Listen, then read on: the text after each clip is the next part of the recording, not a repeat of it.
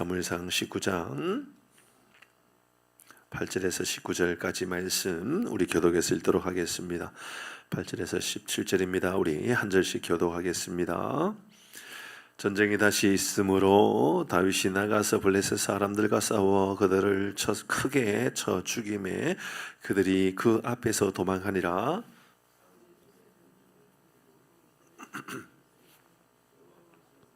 악령이 사울에게 접하였으므로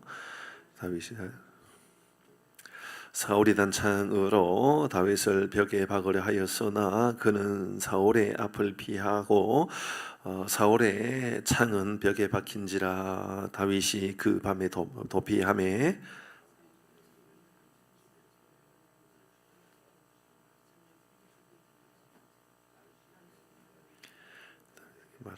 이르되 당신이 이 밤에 당신의 생명을 구하지 아니하며 내일에는 죽임을 당하리라 하고 미갈이 다윗을 창에서 달아내리매 그가 피하여 도망하니라. 짐승을 누이고 염색털로 사울이 전령으로 보내어 다윗을 잡으려 하매 미갈이 이르되 그가 병들었느니라.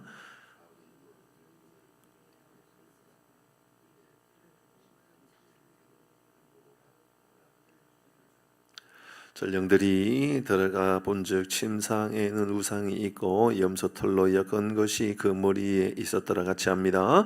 사울이 미갈에게 이르되 너는 어찌하여 이처럼 나를 속여 내 대적을 너와 피하게 하였느냐. 미갈이 사울에게 대답하되 그가 내게 이르기를 나를 놓아 가게 하라. 어찌하여 나로 너를 죽이게 하겠느냐 하더이다 하니라. 아멘.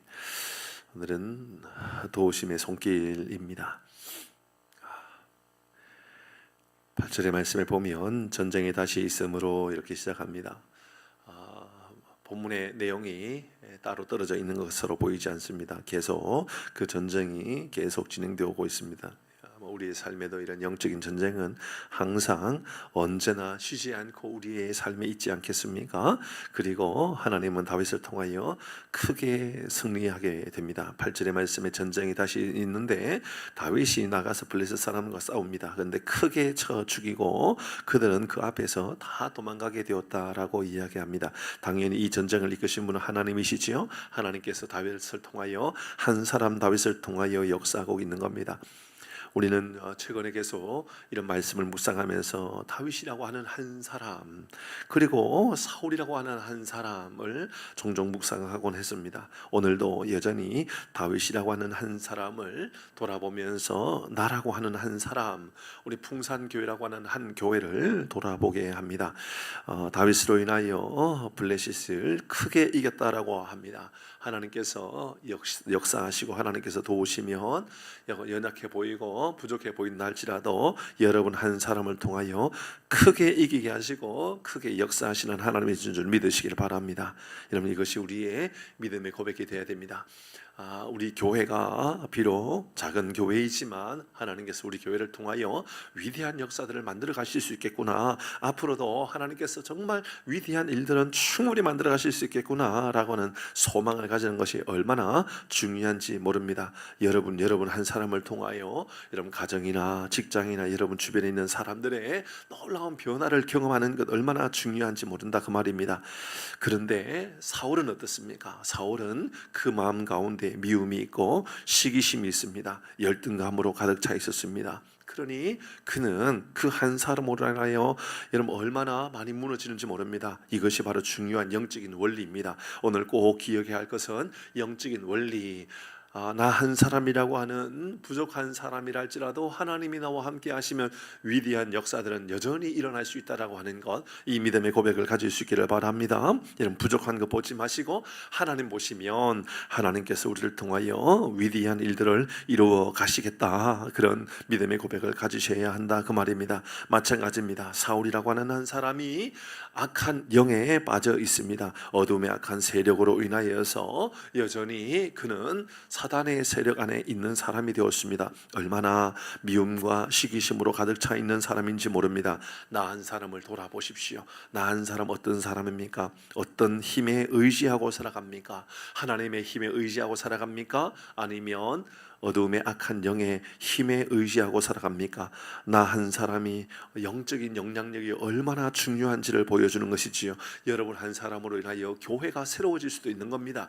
여러분 한 사람으로 인하여 교회가 정말 좋은 교회가 될 수도 있고, 참 우리 교회가 참 별로 선하지 않는 교회가 될 수도 있겠구나, 여러분 그런 생각을 충분히 할 수 있다, 그 말입니다. 그러므로 오늘 이 새벽에 하나님께서 우리 개개인에게 은혜를 더하여 주시어서 나 한 사람에게 베풀어 주시는 하나님의 은혜를 경험하는 우리 모두가 되기를 주의 이름으로 축복합니다. 아멘. 한 가지 더 보도록 하면 11절 12절입니다. 같이 보도록 하겠습니다. 11절 12절입니다. 같이 하겠습니다. 시작.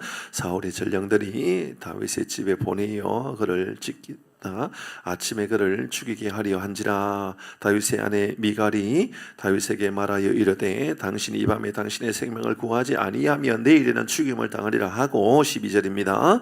미갈이 다윗을 창으로 달아 내림에 그가 피하여 도망하니라. 아멘. 미갈의 모습 속에서 우리는 참 안타까운 모습도 보게 됩니다. 썩 선하지 않는 모습이죠. 13절의 말씀을 보십시오. 13절의 말씀에 보면 미갈이 우상을 가져다가 침상에 누이고 염세토를 엮은 것을 그 머리에 씌우고 의복으로 그것을 덮었습니다. 이렇게 한 이유는 다윗이 병들어서 들어 누웠다, 그러니까 아무도 손대지 못하게 하라, 뭐 그런 의미이겠죠. 그러나 여기에 우상이 등장하는 것을 보니 미갈이 하나님을 섬기는 것이 아니라 우상을 섬기고 있는 모습이 분명해 보입니다. 그런데 말이죠, 하나님께서 역사하시고 하나님께서 은혜 베풀어 주시면 그를 통해서도 하나님께서 우리를 도우시는 손길, 그를 통해서라도 하나님께서 우리에게 도우심의 역사들을 나타내실 수 있다라는 것 아니겠습니까? 여러분 우리가 볼 때에 미갈이 뭔 도움이 되겠습니까? 미갈이 우상을 방에다 침상에다 누워놓고 오늘 본문에 보니까 염소털을 그 머리에 씌우면서 의복을 그 위에다 덮어가지고 어떻게 하든지 병들었다라는 것, 그래서 다윗을 피할 수 있도록 만들어주는 것처럼 보여지는 장면이 분명히 있습니다. 그런데 우리가 이런 장면이 아니라 또 다른 측면을 본다면 하나님께서 우상 숭배하고 있는 사람이라 할지라도 하나님이 도우시면 그 사람을 통해서도 역사하시고 그 사람을 통해서도 다윗을 도와주신다라는 것을 보게 됩니다. 저는 여러분 우리 모두가 여러분 어떤 사람이 되어야 되는가? 여러분 우상을 숭배하는 이런 미갈을 통해서도 하나님께서 도우심의 손길을 허락하신다면 여러분이 이런 무상을 숭배하는 것이 아니라 하나님을 섬기고 하나님을 가까이 하는 사람 아닙니까? 하나님께 기도하고 하나님께 은혜를 구하는 사람 아닙니까? 그렇다면 하나님께서 여러분에게 복을 주시고 하나님 함께 해주실 때에 여러분을 통하여 다른 주변에 있는 많은 사람들을 도울 수 있는 은혜가 나타나게 되는 줄 믿습니다. 여러분 누군가를 도우는 사람이 되십시오.